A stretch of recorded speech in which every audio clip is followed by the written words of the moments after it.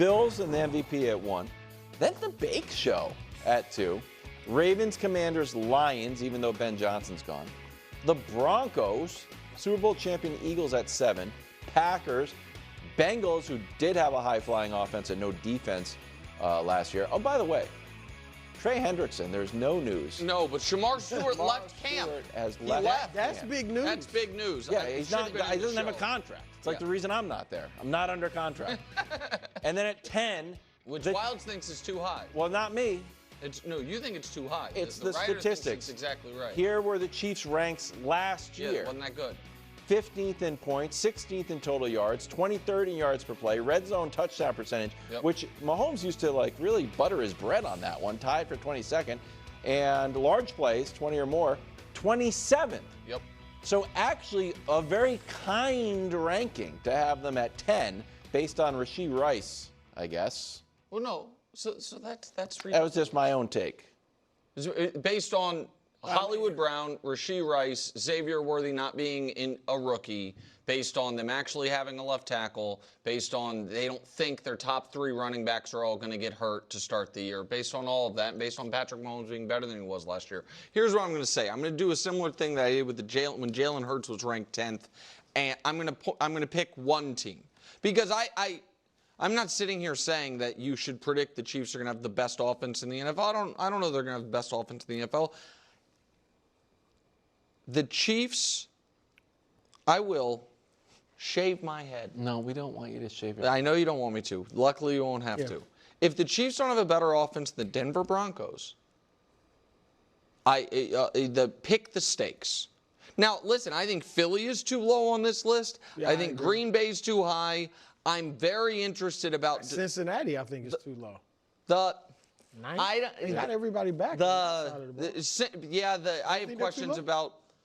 I don't know. I think Cincinnati's offense last year, part of it, they don't want the offense to be as good as it was last year. You know, part of it was like we're only involved in shootouts. As much as I love Baker, I think Tampa's a touch high there.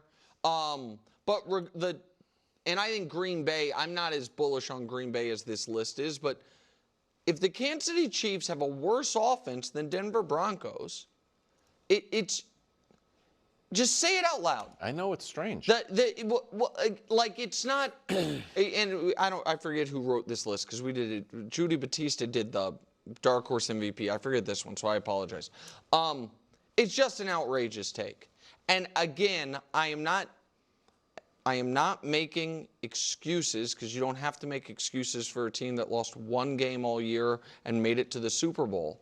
But to evaluate last year's Chiefs as if they were not far and away the most injured skill position team in the league is, in my opinion, disingenuous. When it's using it to project forward. Yeah. That's all. Like as far as looking at last year as indicative of next year, it would be no different than if a team that if Saquon retired in the offseason. It's like, well, the Eagles were the number 1 running team last year, so no reason they won't be again. Like something that is materially different last year to this year. So I think that's crazy personally. Last year, and to me, I know total offense is yards. So I don't know if that's what they're talking about, but yards can be deceiving. Yeah, points. You showed it. Kansas City was 15th last year, 15th the year before when they won the Super Bowl. Last year, Denver was ahead of them in points. They were 10th. And that people are looking at it like Bo Nix was a rookie. Sean Payton, working with this new kid. They're going to be better going forward. I don't think Denver's going to have a better offense, but I didn't feel like they had a better offense last year, and they did finish higher in the rankings. I also feel like, look, Rashee Rice, if he's got the issues, legally, we'll see. I don't know what that is. Doesn't seem like the NFL's doing anything about it. Right. I don't know. Maybe that's a non-issue. I think he's huge because I think last year he would have tore it up. So I think this year he's going to be great. But let's just see what he does. Hollywood Brown is hurt a decent amount of time. I mean, last year was an outlier and only playing 2 games, but he was hurt a few years before that. Xavier Worthy, I think will be much better. I don't think he's going to be like an all-pro type receiver. Agreed. And then Kelsey's older. And I have faith in Mahomes, but it's like I said, Nick, like, to me, this is the last year where if you go out and have another mediocre regular season, statistically, this is the last year we can just say, give you the benefit of the doubt as far as being the best individually. Maybe people will still pick the Chiefs if they win with defense and just mediocre offense, or he picks it up in the playoffs. So I don't think it's that insulting just based on what they've done. I thought Mahomes was going to come out last year and have the light show, as he's called it, and win the MVP. He was our preseason pick for MVP. I do think he's going to do it again, but I've been waiting now 2 years, and I really would like to see it happen this year. But I don't think this preseason ranking is like that insulting based on what they've done the last few years. Just quickly to dig in, and then we're going to talk about the tush push. The first graphic that I showed, and this is really, maybe it's just a Hollywood Brown thing, but the 20-yard plays. Well, a lot of that, to be honest, is the fact that the longest run last year, the Chiefs had, I think, 4 runs, maybe 3 running plays of more than 20 yards, and all but 1 were by Patrick. Like, they had no pop whatsoever. I thought Kareem Hunt was good. I mean, he had no big runs. Right. He never broke a 20-yard run. I mean, that was the other piece of it that I just, again, like, by week 6, the Chiefs' -- receiver was a guy the Patriots cut, and their starting running back was a guy who was out of the league. And so, like, and it's such a weird thing because they certainly were not performing statistically. Patrick, the first 8 weeks, had the interception problem. He cleaned that up at the end. But it was a weird team to talk about because they were winning, but it was ugly and close and weird, but they were also injured. And then they did have their best offensive performances of the season.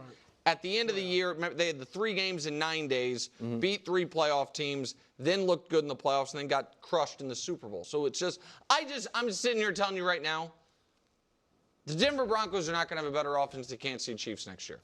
It's not going to happen. Okay. So they won't score more. They will not score more points than Kansas City Chiefs next year. Head to Philadelphia. Tush push, not banned, and Eagles coach Nick Sirianni is looking to keep pushing forward with the play. Take a listen. We're ready for, to be able to continue to grow that play, excited about being able to continue to grow that play and to continue, we got a lot of work to do to continue that success. It just doesn't happen. That's our process right now, to think about, the ways that we're going to get better to get better at running that play and the compliments that come off of it. So I think there's a fascinating story that kind of slid under the radar. What's your take on that? Well, you want to go first? It just feels like they were 28 for 34, 82%. And he's like, we're going to grow the play. Yeah, I warned you guys. Which either we're going to use it far more often, because I think it's going to get banned next year. I think it's like, you know what? The clock is ticking on this play. There's no use in trying to hold anything back. Yeah, I love what Sirianni said. Really? You know what I'm thinking if I'm Nick Sirianni, and kudos to him for not showing it. Y'all scared. Oh, yeah. You can't stop it, and you know it. So you want to ban it. Yeah. Right? Like, I'm going to run it down your freaking throats. I warned you. And I'm not saying down the field like that. I'm going to run it down your throats. You don't like it now? I'm going to punish you because you think you can't stop it. It is a mental advantage. It's not just a physical advantage. It is, I'm lining up, you're lining up, man to man, you know what's coming, and you still can't stop it. And for the growth, this is what I think he means for the growth. I do think maybe they run it more than they did last year just because y'all scared. Yeah. Right, we're going to punish you. But also, Nick, passes off of it. Tight end veers, you know what I mean? Everybody thinks we're doing this. We've seen him do that a few times. Yeah, but I think he even said the compliments of it. Yeah. Pitches, like everybody thinks this is coming. We got to master how to get a pitch to Saquon, or a little pass. Like, There's a lot you can do off it. I hope it's not the last year of it, but maybe it is. The but more things I agree with what he's talking about. When the NFL's never been more popular and the ratings have never been higher, the more things you can do to make it look like another sport, it's definitely great. And it's why they're not going to do it all the way down the field. Here's what all the way down the field. No, do I think? I said this before he gave this quote, that if you are the Philadelphia Eagles and Saquon Barkley breaks a run and gets tackled at the 6-yard line, and you have 1st and goal from the 6, do I think, I thought this already, and now he's putting voice to it, that they might say, what's 6 divided by 4, 1.5? We averaged 2.5 yards on this play. 1st and goal from the 6, tush push it. Because then it'll be 2nd and goal from the 3.5, tush push it. And then it's 3rd and goal from the 1, and you have two chances at it. Which that is like. That makes sense. That makes sense. It's within the rules. His job's to win. Got it. I don't even blame him for it. I blame the 10 owners that voted to keep it. I guess the 9. Didn't Jason 22 Kelce, to 10. Here's why that might not happen. Didn't Jason Kelce say he didn't like running the tush push? Well, it was weird. He then also, in defending it, said, I would come out of retirement if all I had to run was tush pushes. At the meeting, trying to convince the owners to keep it, what he was saying is the hardest part of his job was like the pull blocking and other stuff, and that Okay, so we don't know where he's at. Yes. Because my point is, I don't think the Eagles, particularly the linemen, or it hurts. I don't think they want to do it a ton. Well, because it feels like a dangerous play, but it's not though. It just seems, I don't know. I just can't imagine they want to do it. Well, I mean, I'm just basing off what Nick Sirianni said. I totally agree. Here's the Eagles' schedule.